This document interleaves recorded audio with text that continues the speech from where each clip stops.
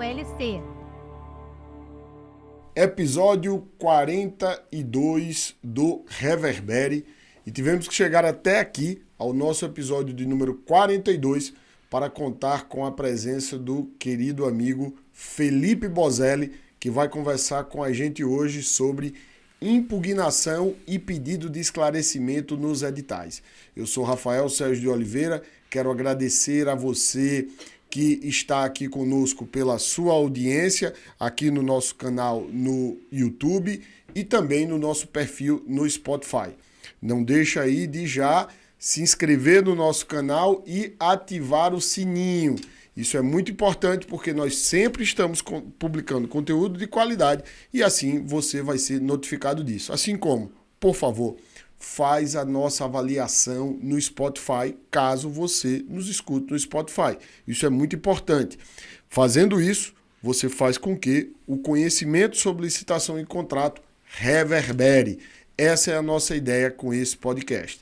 E eu já venho então para dar boas-vindas ao meu querido amigo Felipe Bozelli. Alegria grande, irmão, ter você aqui. Antes de dar a palavra para você, eu vou dizer o quão importante você é, porque você é mestre e doutor em Direito pela Universidade Federal de Santa Catarina, é advogado e sócio do escritório Bozelli e Loz Advogados, é professor e autor de diversos livros e capítulos de livros, inclusive do nosso comentários à Lei de Licitações e Contratos, a nossa obra coletiva, que você comenta a parte de contratação direta, que é inclusive um tema que você é de fato doutor, porque o seu doutorado foi nesse tema. De fato, doutor. Que bom você estar aqui, amigo. Obrigado, viu? Obrigado, Rafa. Eu que agradeço o convite. Já há muito tempo a gente vem conversando sobre eu poder participar. Sim. Eu admiro muito o trabalho que vocês estão fazendo aqui. Poder, diria assim, ser viável. Porque ser viável. Poder você sempre pôde. Obrigado, querido. Eu admiro muito o trabalho que vocês estão fazendo aqui. É um podcast que, de fato, traz um conhecimento, assim, fantástico. Eu não tenho dúvida que é da nata do que nós temos hoje dentro da matéria de podcast, de conteúdo dentro da administração pública. Acompanhei já diversos episódios e gosto muito do conteúdo. As discussões são muito boas, as discussões aqui. Então, para mim é um orgulho estar aqui com vocês. Que bom, eu fico feliz demais e assim, saiba que para a gente ter alguém da sua relevância no debate de licitação e contrato nacional é motivo de muito orgulho, de verdade. Admiro você, admiro o seu trabalho, além de um amigo querido, você tem muita relevância quando expressa uma opinião e, para mim e para outras pessoas, sempre leva à reflexão. Ainda quando a gente discorda, porque às vezes eu digo, olha, eu já não vou me levar tão a sério sabendo que o professor Felipe Bozelli não pensa como eu. Amigo, eu queria convidar todo mundo, inclusive, para acompanhar o trabalho do professor Felipe Bozelli nas redes sociais, @Felipe Bozelli, Bozelli com 2 L's no final. Então, vai lá, @Felipe Bozelli, Bozelli com 2 L's no final. Ele tem lá o seu trabalho nas redes sociais e você vai poder acompanhar o trabalho dele. Não deixa também de seguir o Portal LC, @Portal_LEC. Falo do Portal LC porque Reverbere é o podcast do Portal LC e o meu é @Rafael Sérgio de Oliveira. A gente está aqui, gente, para fazer com que o conteúdo de licitação e contrato reverbere, para fazer com que você se qualifique na área de licitação e contrato, mas nós ainda temos também nossos cursos que nós temos aí uma programação vasta para este ano de 2024, por isso vou te convidar aqui no link que está na descrição deste episódio, clicar lá e ver que nós temos diversos curso de revisão, reajuste, repactuação, é o nosso próximo curso. Vamos ter também curso sobre fase preparatória e sobre sistema de registro de preço e credenciamento, além do curso de pregão, que vai ocorrer em Recife e que vai ser ministrado pela professora Nádia Dallagnol. E eu falo desse curso porque é o tema da nossa fala aqui, que é impugnação e pedido de esclarecimento, caro Bozelli. E eu já começo perguntando, trata-se de uma fase da licitação. E por que eu faço essa pergunta? Porque nós tivemos na lei uma estruturação do procedimento por meio da descrição das etapas da licitação no artigo 17. E a impugnação e esclarecimento não está no artigo 17. É uma etapa do procedimento? Olha, Rafa, me parece que sim. Me parece que nós temos ali uma etapa. Claro que alguém poderia me dizer, e aí nós entraríamos numa discussão epistemológica de o que é uma etapa de um processo. Verdade. Alguém poderia dizer que a impugnação ela tem a natureza de gerar ali uma espécie de um contraditório, uma espécie de uma oportunidade do mercado apresentar manifestações no processo. Mas se esse for o conceito de etapa, a fase recursal também não precisaria existir. Né? Nós teríamos como etapas a etapa preparatória, a etapa de abertura que envolveria a etapa recursal e talvez a etapa de homologação. Né? Então, tudo vai depender de como nós olhamos a etapa. Sim. Na minha percepção, se o legislador deu um olhar para a etapa, que é um olhar de fase do processo, momento processual relevante, a ponto de colocar o recurso, penso que deveria ter colocado também a impugnação e pedidos de esclarecimento, dada a relevância que existe nessa fase. A etapa de impugnação, a etapa de pedido de esclarecimento, é a etapa na qual a administração tem a possibilidade de ouvir o mercado. Correto. E eu diria que ouvir o mercado com a maior abrangência, porque ainda que o nosso respeitado ouvinte me diga, mas Bozelli, agora nós temos o estudo técnico preliminar, que é quando a administração vai fazer uma pesquisa de mercado. Eu não acredito, Rafa, que a administração vai conseguir fazer uma pesquisa de mercado tão ampla quanto o potencial de uma fase de esclarecimento e impugnação. Sem dúvida. Não acredito. Sem dúvida. Que é um potencial muito mais aberto, em que as empresas têm real motivo para participar, porque ela tem interesse em participar da licitação. Na pesquisa de mercado, eu estimulo muito que os órgãos façam consultas públicas. Consultas públicas, audiências públicas, etc. Mas também é verdade, participei de uma recente em São Paulo, em que um processo de grande monta e a administração promoveu uma consulta pública e só 2 empresas participaram da consulta pública e mandaram alguma sugestão. É verdade que muitas vezes as empresas não se sentem estimuladas a participar, manifestar, dar as suas sugestões. Já no pedido de esclarecimento e na impugnação, o estímulo é muito maior. Correto. Existe ali uma licitação que vai acontecer, existe a possibilidade e a resposta, tanto da impugnação quanto do pedido de esclarecimento, faz regra no edital. Correto. Quando a administração responde algo dentro dessa fase, aquilo faz parte do edital e aquilo pode ser utilizado no futuro. O que eu acho interessante a gente perceber, primeiro concordo plenamente com você, que você não poderia comparar o estudo técnico preliminar, a própria consulta pública, a audiência pública. Até acho que na consulta e na audiência, em minha avaliação, a administração tem a obrigação de pegar aquele material e dar uma satisfação à sociedade. Concordo. E a impugnação, ela tem um efeito, né? Por isso que eu digo que ela é uma etapa, porque ela é um momento marcado no procedimento para que, qualquer pessoa vá lá e diga, olha, deixa eu dizer, isso aqui está errado, deixa eu dizer, eu não estou entendendo bem o que está aqui. E a administração tem a obrigação de responder, ainda que diga assim, olha, desculpa, você está impugnando, mas você não está correto. Você está equivocado. É assim que isso acontece. Então, veja que ela é fundamental, é diferente de tudo, e por isso que é uma etapa, porque ela dá o direito com a devida contraparte. O direito de impugnar leva a um direito de resposta. Com certeza. Eu acho que isso é fundamental e por isso assim, eu sempre chamo a atenção disso, porque muita gente faz a licitação, solta o edital dizendo, não vai ter impugnação, não, nem conta com aquela etapa, né? Não se prepara para aquela etapa. Torce para que ela não aconteça. Para que ela não aconteça, exatamente. Eu nem discordo de não torcer. Eu até que digo, torça, mas desde que não deixe de se preparar Sim, para que sim. ela, né, esteja preparado e assim. E aí vem o que você falou, é uma oportunidade, inclusive, do mercado contribuir. Quem comenta essa parte no nosso livro é o professor Anderson, e lá ele deixa essa questão. Olha, eu entendo que essa é um grande momento para que a partes interessadas contribuam. E aí vem outro ponto que é assim, que eu acho que também é muito importante. Quem pode impugnar o edital ou pedir esclarecimento do edital?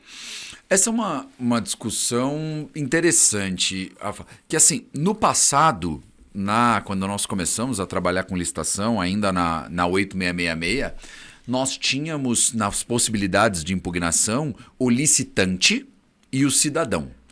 E eu tinha até uma posição, sabe, Rafa, que eu confesso que eu nunca vi ser executada na prática, tá? Eu nunca vi ser executada na prática, mas eu tinha uma posição que, como a lei estabelecia que quem podia participar, quem podia fazer impugnação era o licitante e o cidadão, eu sempre tive a seguinte visão.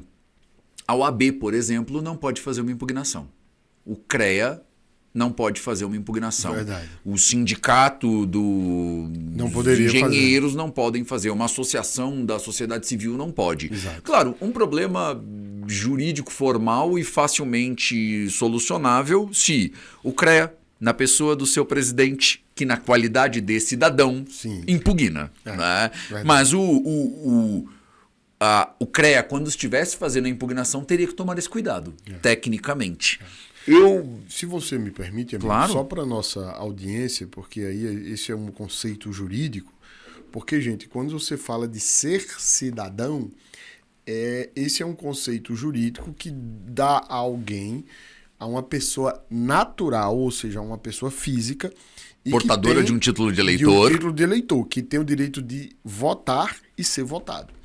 Então, por isso que a gente não pode, a gente fala, aquele cidadão, sem saber se aquela pessoa é de fato um cidadão, mas entenda, o que o professor Felipe Bozelli está chamando a atenção é que, ao se referir a cidadão, você está condicionando a alguém que seja uma pessoa natural, de modo que é licitante e cidadão, então o CREA não vai ser um licitante, não vai participar. Ele, como entidade, como empresa, não seria cidadão, mas poderia ser um licitante. Mas não é, né? Não vai participar da licitação. Então... Não, eu vou dizer até uma coisa. Eu tomava um cuidado à época da 8666, que, de novo, eu nunca vi ninguém fazer o contrário disso, mas era um excesso de zelo que eu tinha. Se eu, representando uma empresa, apresentava uma impugnação e essa impugnação não era julgada até a data da licitação, que eu acho que nós vamos depois entrar nessa discussão provavelmente, ela não era julgada até a data da licitação, eu tomava o seguinte cuidado. Eu entregava 2 envelopes, um com habilitação e um com proposta. Dentro do envelope de habilitação, uma cópia da impugnação, dentro do envelope de proposta, uma cópia da impugnação. Porque, na minha percepção, aquilo mantinha a minha característica de licitante. Sim. Porque a lei tinha um erro, na verdade. Sim. A lei falava, pode impugnar quem for licitante. Tecnicamente, ninguém é licitante na data que impugna. Verdade, Ele é, no máximo, um potencial licitante. Verdade. E eu sempre pensava, no espírito de porco, que um dia ia fazer o seguinte, você impugnou o edital, eu não respondi. Abrimos a licitação, você não veio. Logo, você não é um licitante. Logo, você não tem legitimidade para impugnar. E aí, tentando me proteger de um potencial espírito de porco desse, eu fazia esse procedimento. Ou seja, eu era um licitante, ainda que seria inabilitado, obviamente, porque eu não tinha a documentação. E deixando claro que mantinha a posição de impugnante ou de pedinte de esclarecimento, já que não tinha havido a resposta. Exatamente, exatamente. Então, eu sempre tomava esse cuidado.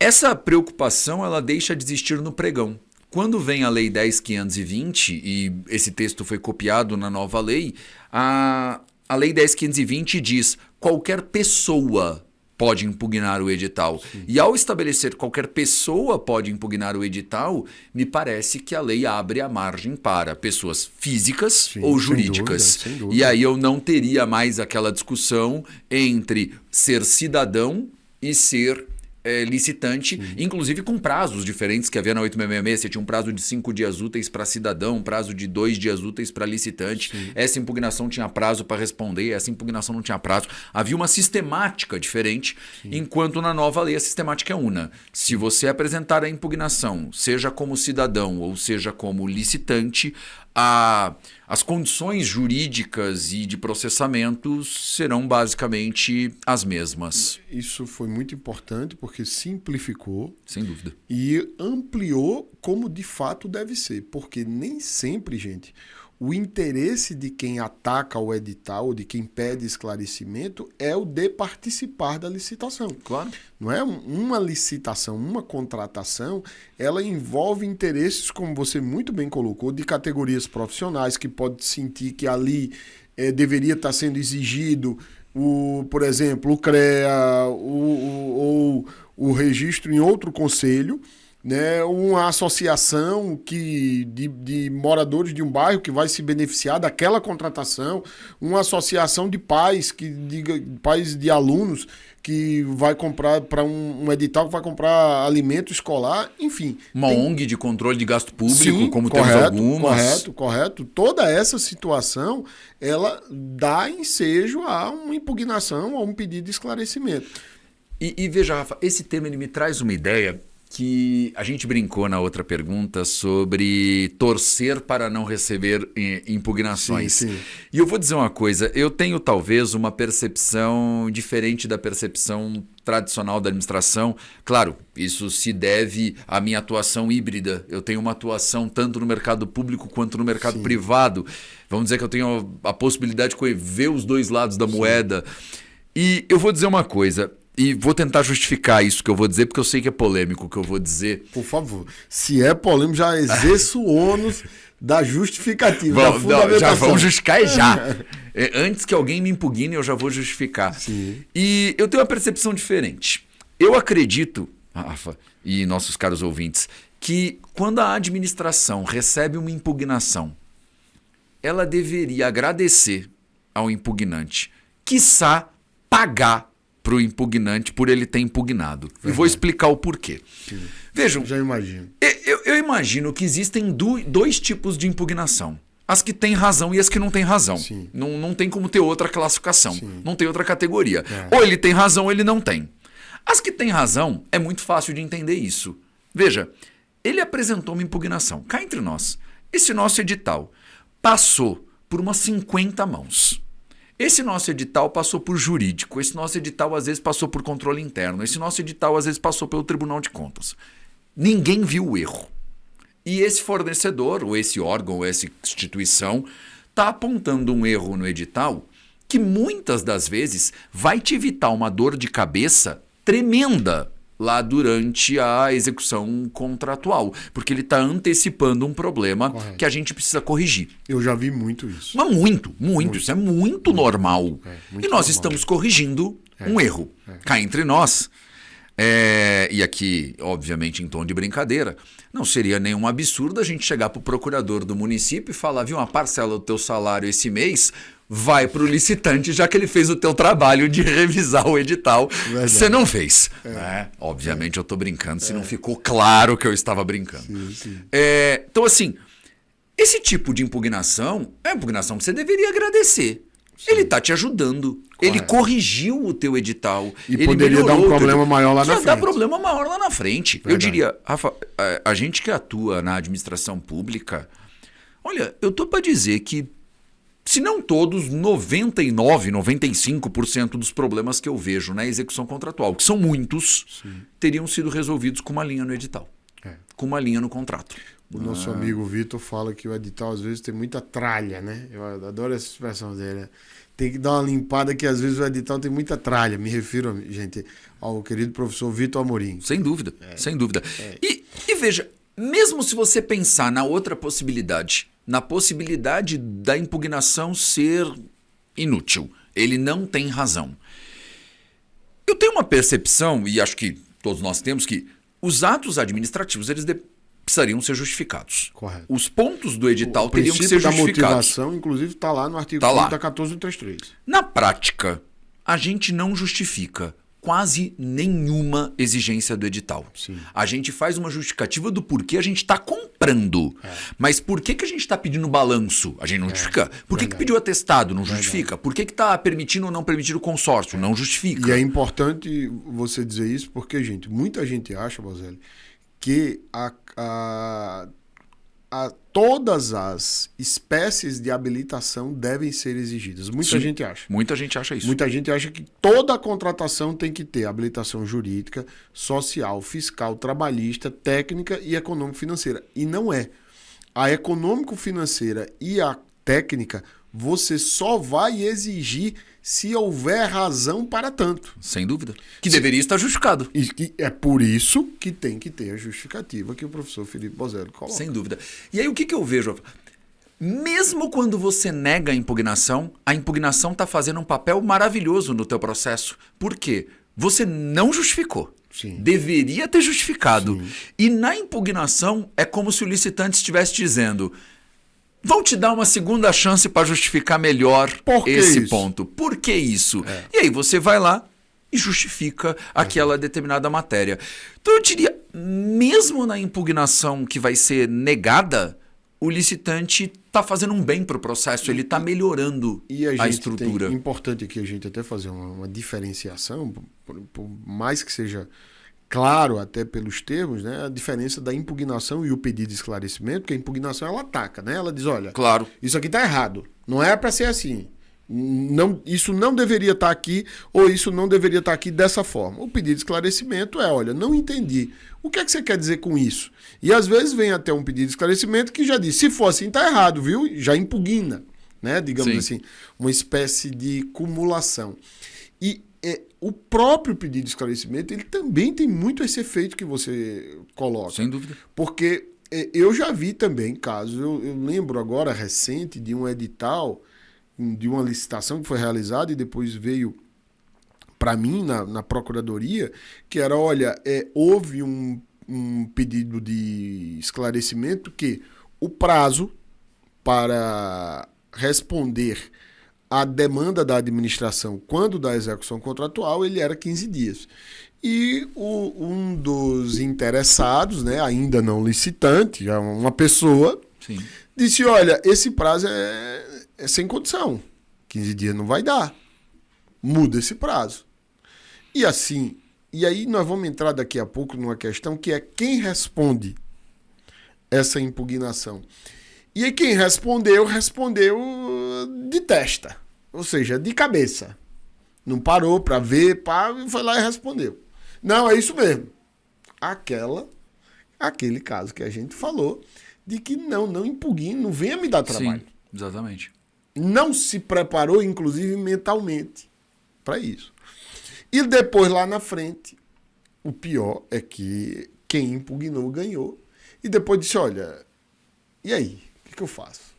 Inclusive, se quis alterar, né, o contrato para colocar esse prazo de 90 dias. E aí eu dei o parecer dizendo, olha, não é... E aí nós temos um problema, principalmente que ele questionou e foi negado. Então veja exatamente a importância disso. Porque os outros licitantes olharam e disseram, rapaz, eu vou ter que fazer isso em 15 dias. Sim. Eu não vou entrar nesse imprensado, não. Não entraram, aumentaram seus preços. Correto, para eu conseguir isso eu tenho que ter um estoque. Então vou botar um preço maior, porque isso vai envolver, se eu ganhar a licitação logo de cara, um investimento alto, para eu já ter um estoque maior, para atender a administração nesse prazo. Então veja aqui, o tal do problema maior a que nós nos referimos. Até é um caso, então, que tem que ter muita atenção, porque às vezes, como você bem alertou, o não dar essa atenção vai gerar um problema depois lá na frente. Sem dúvida. E mesmo essa confusão existente entre a impugnação e o pedido de esclarecimento, Rafa, veja, é uma confusão que eu entendo as razões dela existir na prática. Sim. O que acontece, como falávamos há pouco, eu brinco com os meus alunos que o gestor público médio ele é acometido por uma doença que eu chamo de bipolaridade impugnatória, sim. Que é... Quando o sujeito impugna, o gestor reclama. Pô, mas olha, tá aqui de novo impugnando e tal. Quando ele não impugna e dá problema na execução contratual, o gestor vira e fala, mas por que não impugnou? Por que não questionou? Né? Então, ele tem essa bipolaridade. Ele não sabe se ele gosta ou se ele não gosta da impugnação. Depende se dá problema ou não.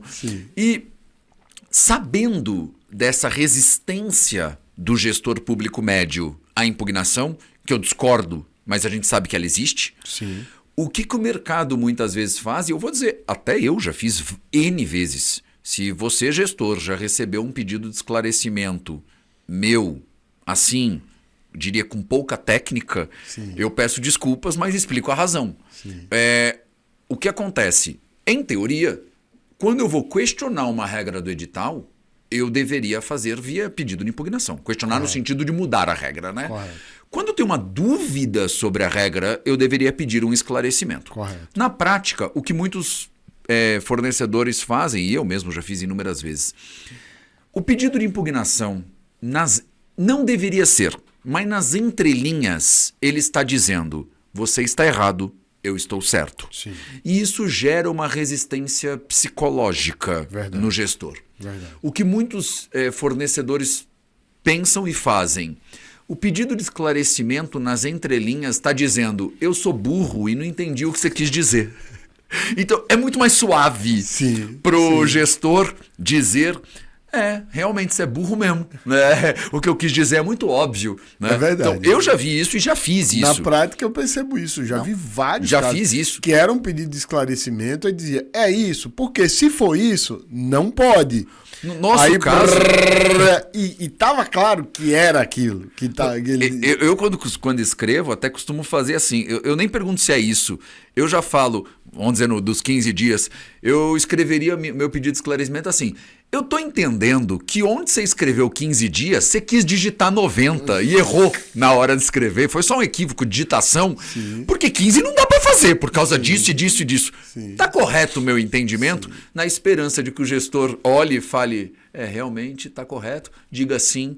E a gente vê que na prática é mais fácil obter um sim num pedido de esclarecimento do que um sim na impugnação. Verdade, olha que interessante. Eu não tinha pensado nisso. E isso acaba tendo esse efeito prático. E aí peço desculpa aos nossos ouvintes pela pouca técnica dos meus pedidos quando faço, mas por uma justificativa. Com uma justificativa. E realmente tem, né? Quem está do outro lado do balcão recebe, como assim impugnado? Recebe com resistência. A gente sabe que recebe. Né? A gente sabe. Mas eu vou dizer uma coisa, e vou insistir naquela minha tese a gente deveria agradecer o fornecedor. Eu, por vezes, estou do lado da administração preparando um processo licitatório. Toda vez que isso acontece, são processos de grande vulto, de grande volume, de grande complexidade. E eu fui contratado como consultor para fazer. Já aconteceu de eu fazer o edital e não ter impugnação. Eu vou dizer, eu vou extremamente inseguro para a licitação, porque... eu fico pensando, será que eu sou muito, muito, muito bom e eu acertei tudo? Ou será que ninguém me contou os problemas que estão acontecendo? Verdade. Quando alguém me aponta problemas, eu digo, se os maiores problemas que ele enxergou são esses, e eu me sinto, e aí eu estou dando a minha percepção pessoal, eu me sinto mais seguro para ir para a licitação, que eu digo, olha, o mercado avaliou, fizeram 15 impugnações e tudo que veio era bobagem. Entendi. Ou seja, eles olharam procurando pelo em ovo nesse edital e não acharam nada. Fiz um bom trabalho. Meu edital tá protegido. Isso é muito importante. Então, eu até como percepção, quando faço uma licitação que recebe mais impugnações, eu me sinto mais seguro para ir para a licitação e para o contrato do que quando eu faço uma licitação e ninguém fala nada. Verdade. Porque eu fico na dúvida, acho que é uma dúvida que a gente tem como professor, quando a gente está dando uma aula e ninguém faz pergunta nenhuma. Você fica pensando, sou um professor tão brilhante que ninguém tem dúvida?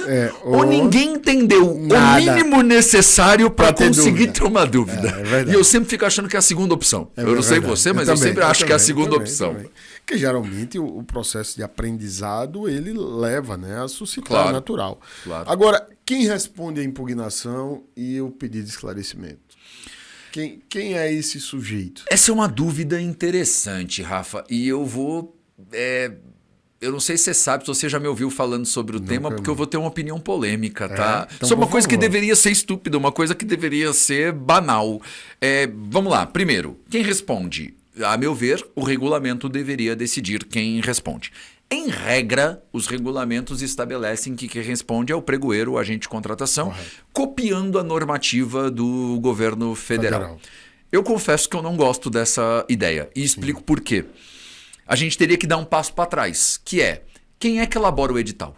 Sim. E hoje, há muito tempo, durante muito tempo, quem elaborava o edital era o pregoeiro, muitos órgãos ainda fazem assim, inclusive, o que é um O que às vezes equívoco. até não é nem elaborar, né? Ele monta, digamos Ele assim. monta, Porque ele pega pegando as partes ideias. que já foram elaboradas pela... Eu diria que depende. Como é que eu diria? Pela Área equipe técnica, de planejamento. equipe de planejamento. Mas eu diria que depende, tá? Como eu tenho uma percepção, vamos dizer, mais nacional, de ver vários órgãos trabalhando, eu vejo realidades muito díspares. Sim. Por exemplo, eu já vi muito pregoeiro montando até especificação técnica. Percebe? Assim, sem nem área de planejamento. Não tem.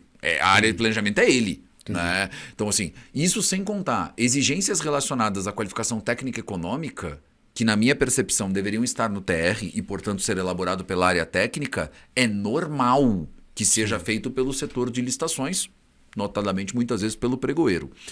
Mas na minha percepção, e é o que a jurisprudência e doutrina caminha, quem assina o edital, ou seja, o responsável legal pelo edital, é a autoridade competente, é a autoridade máxima do órgão, ordenador de despesa, ou quem a norma regulamentar definir, mas não vai ser o pregoeiro, vai ser o chefe dele. Sim.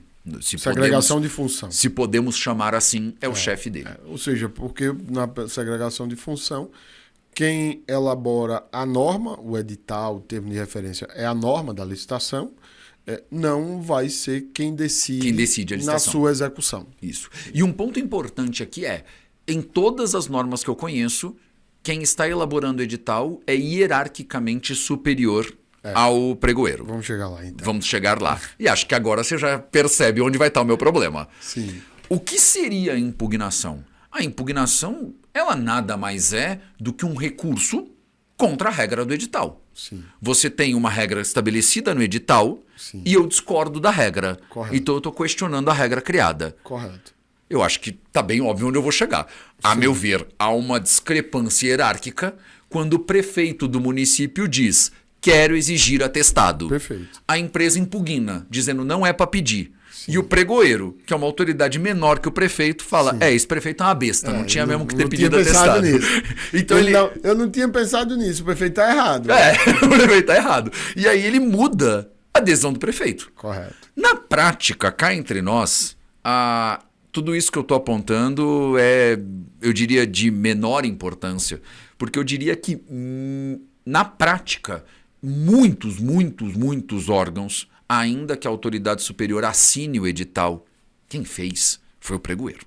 Assim, muito comum, muito comum. É uma realidade muito comum. É uma realidade assim, e eu diria até nacional, União, Estado, município, todo mundo. Sim. Então, na prática, cá entre nós, quem fez o edital foi ele, quem responde à impugnação é ele, o problema é menor.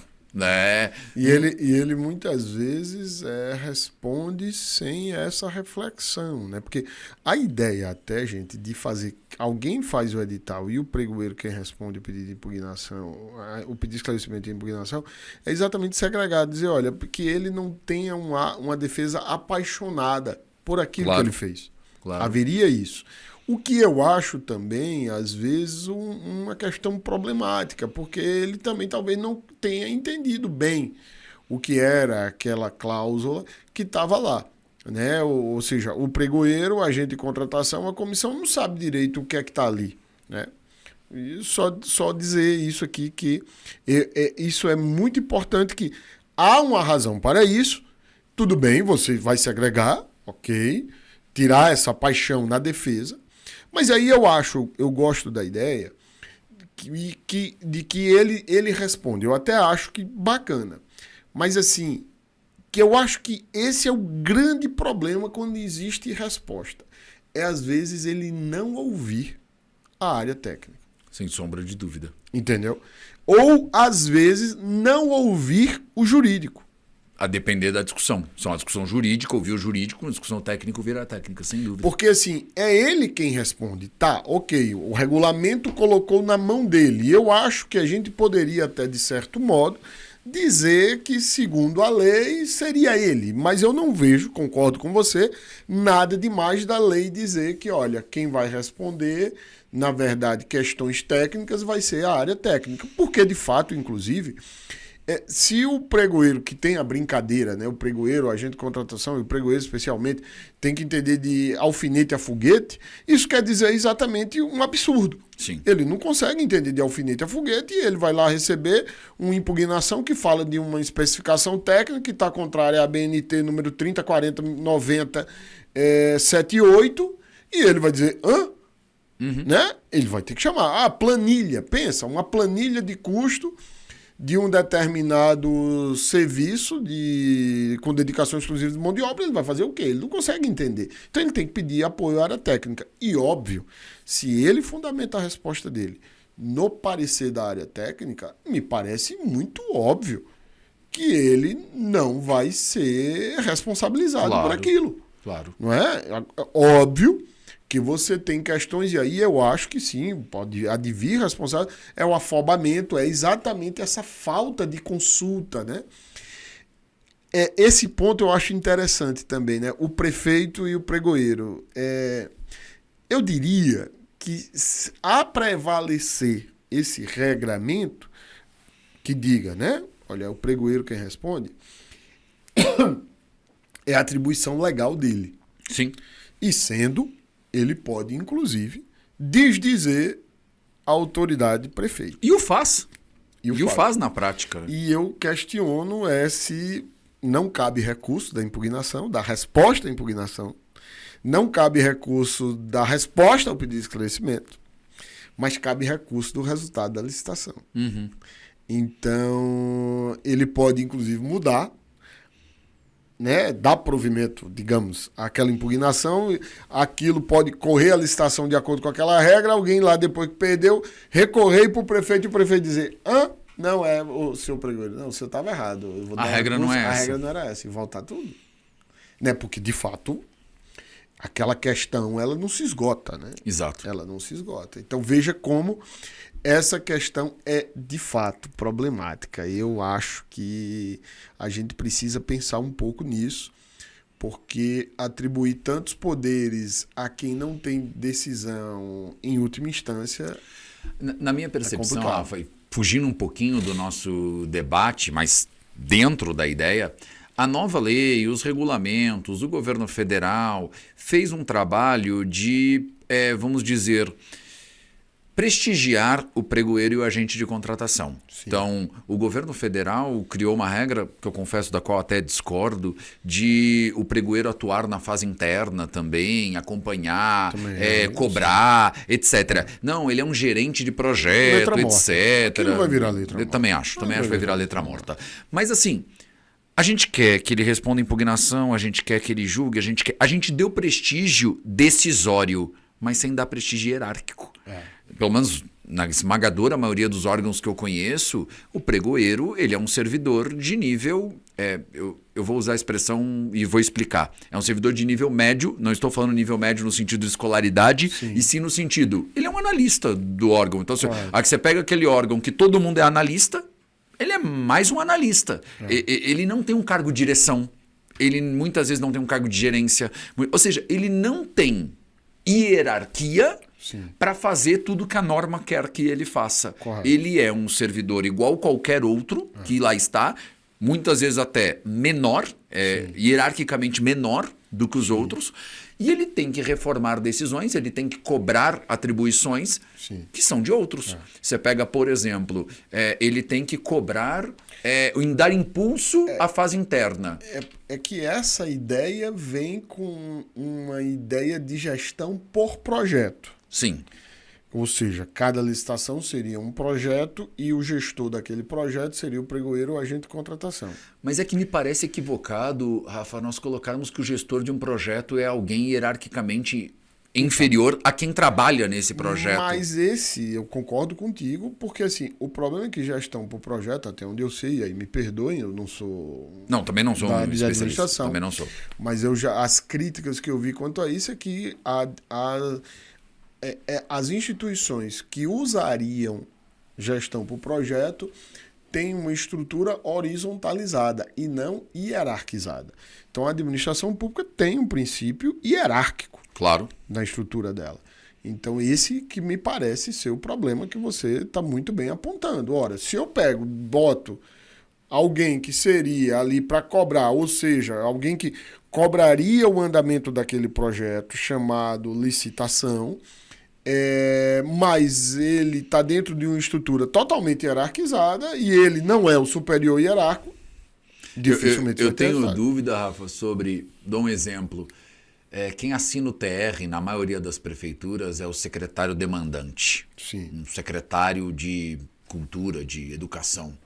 O pregoeiro é um servidor. Sim. Eu quero ver o dia que o pregoeiro vai bater na porta do secretário e vou falar, e meu irmão, cadê o ITR que não está pronto até agora? Assim, eu não vejo isso acontecendo na prática. Então, assim, a gestão de projetos, o gerente de projeto, a meu ver, ele tem que estar, no mínimo, no mesmo nível hierárquico. Correto. Se ele está no mesmo nível hierárquico, ok. É Mas quando ele está abaixo hierarquicamente, nós temos um problema. Assim, aí, esse é um problema, e aí você traz bem que tipo, o cara tá lá, tem que responder impugnação, pedir esclarecimento, receber proposta, fase de lance, documento de habilitação, conferir tudo isso tal, e ele ainda tem que estar pensando nas licitações que estão por vir. Isso Exatamente. não me parece razoável. Não me parece. Eu gosto de brincar dizendo que parece que é o técnico do time de futebol que é jogador. Só quem conseguiu isso foi Zico. Agora o Romário, porque ele é presidente também, né? Aí ele é presidente, jogador. Aí fica fácil, né? Dono do clube. E o prazo para impugnar? Eu acho que isso não tem tanta polêmica. Digamos que é na quinta-feira a data limite para a apresentação da proposta. O prazo para impugnar é até segunda-feira, 3 dias úteis anterior à data da abertura da sessão. É isso? Olha, eu vou dizer, na minha opinião, não tinha polêmica antes, mas a gente já via polêmica. Sim. Né? Existe uma contagem e, assim, com mais elevado respeito, é a posição defendida pelo meu querido professor e que respeito demais, professor Jacobi. Ousaria dizer até, acho que é um dos raríssimos temas que eu discordo do professor Jacobi. Eu não lembro outro. Para ser sincero, não lembro outro. Querido professor Jacobi, já esteve aqui comigo, inclusive.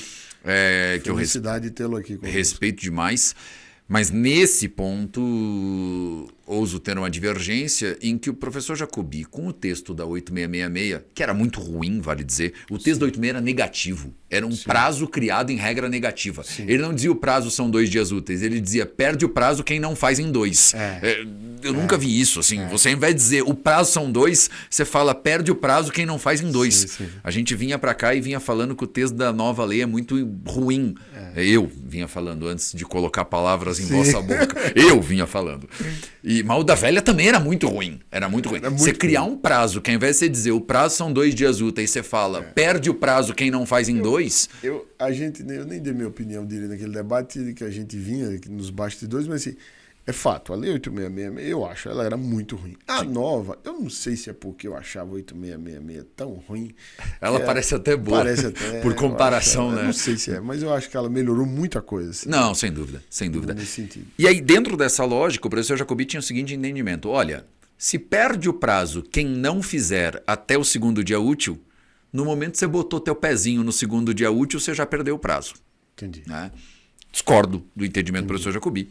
Na minha opinião, quando a lei fala quem não fizer até o segundo dia útil, o segundo dia útil está incluso dentro do prazo para fazer. Eu até dou um exemplo com os meus alunos em sala, eu digo, se eu falar para vocês, olha, quem não me entregar um trabalho até sábado, não vai ser aprovado. Entendi. Qual que é teu prazo? É sábado. Ué, mas ninguém discute. Não é uma coisa assim, se você botar teu pé no sábado, você já perdeu. Não. Inclusive, um bom aluno vai me dizer, professor, é sábado, 23 horas e 59 minutos, 59 segundos. Esse é o prazo. E eu ainda vou te mandar um e-mail sem o anexo.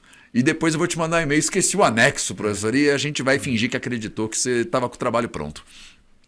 Na nova lei, O texto não tem esse defeito legislativo. O texto é: o prazo para impugnação são 3 dias úteis. Antes da data da abertura. Da sessão. A regra para contagem de prazo é: exclui o dia de início, inclui o dia de final. Logo, se a licitação vai acontecer na quinta, a quinta não é contada, porque ela é a data de início, e é contado a quarta, a terça, a segunda-feira.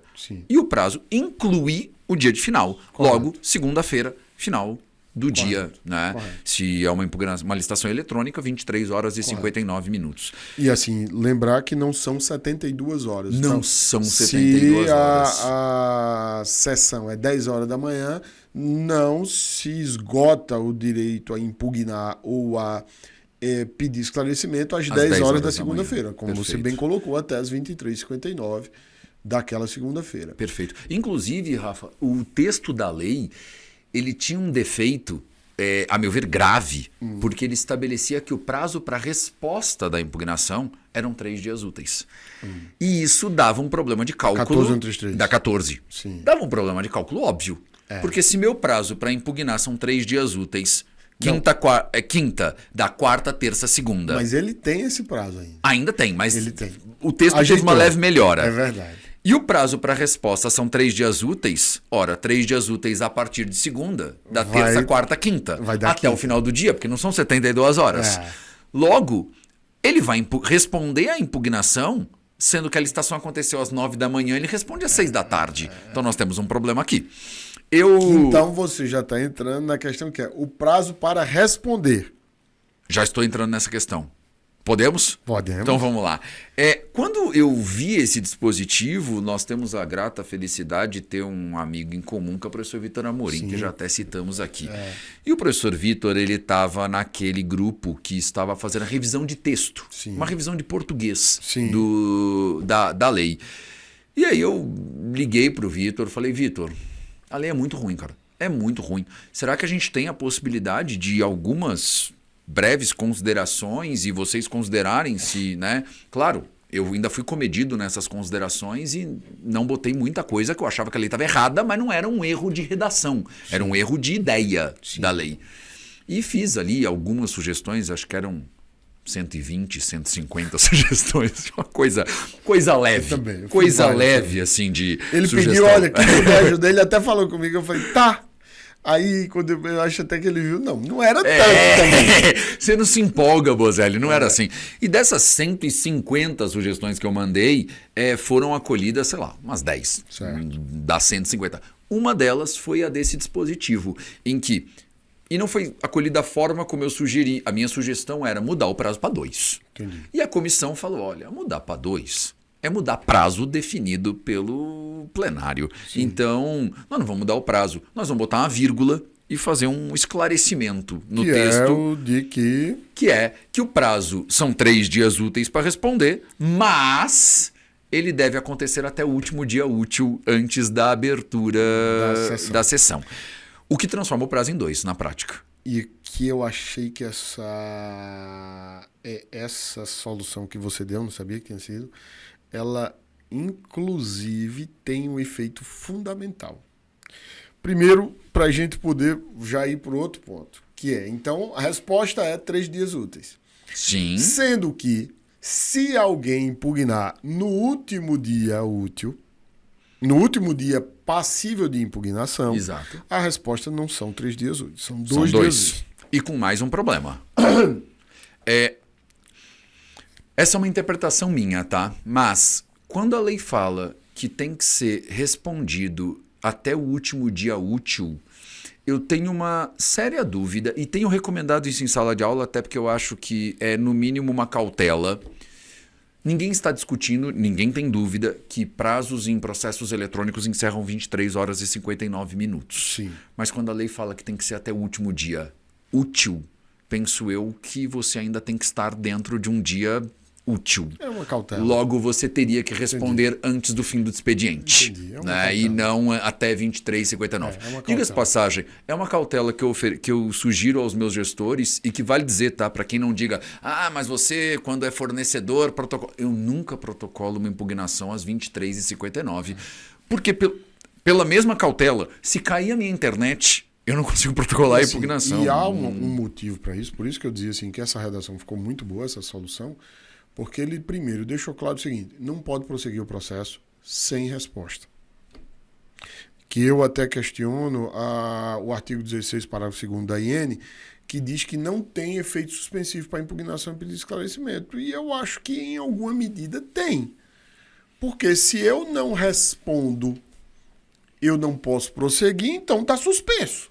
E dentro da IN, quando a IN estabelece lá o efeito suspensivo, a não ter efeito suspensivo, penso eu, Rafa, que a IN comete um erro. Por quê?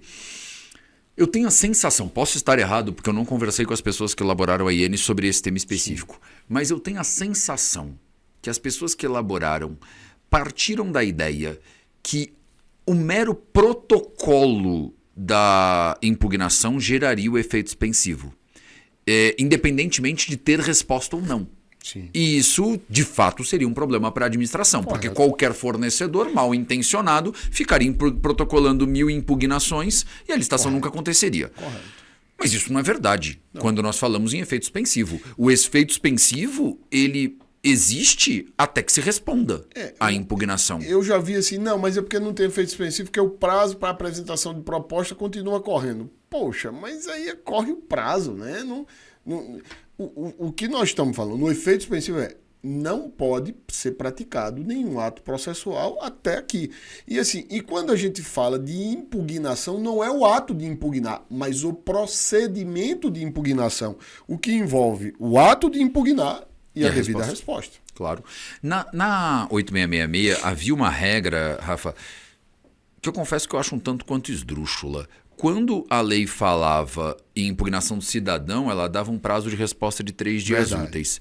Quando ela falava da impugnação do licitante, ela não só não dava prazo para resposta, como ela criava a solução jurídica para quando você não respondia à impugnação antes da licitação. E era uma solução absolutamente esdrúxula, que era: a pessoa que impugnou não pode ser inabilitada pelas razões que ele impugnou até você responder à impugnação.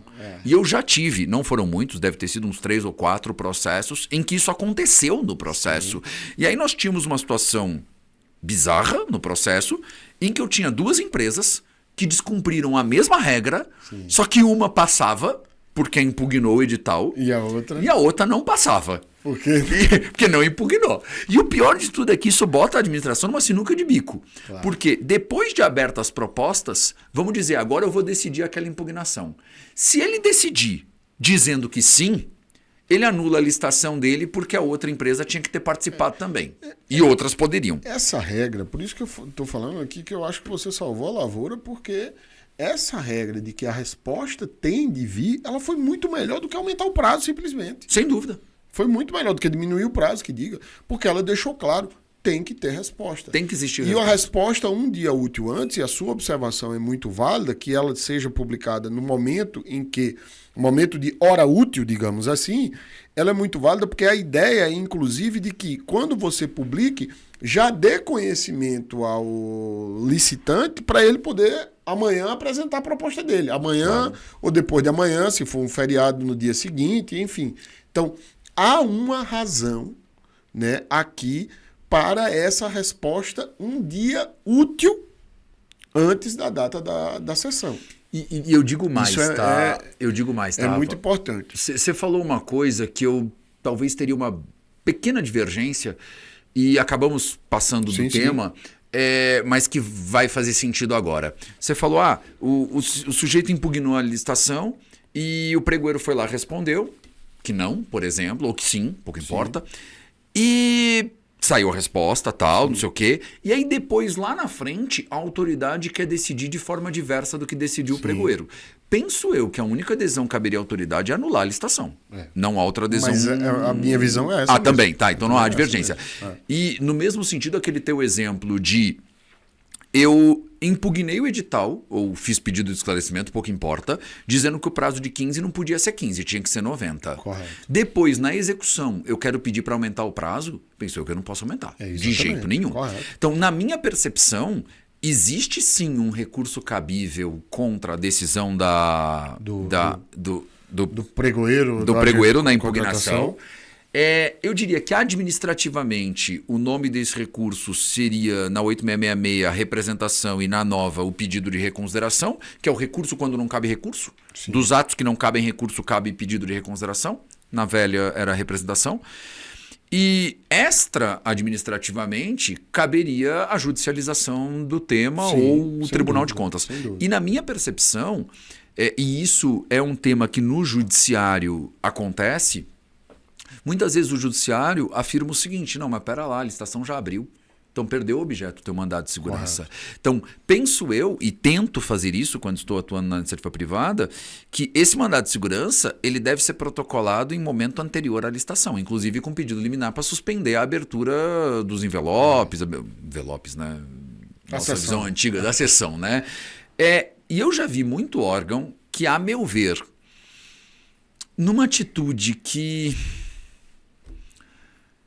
eu não vou chamar de má fé, mas eu vou dizer assim,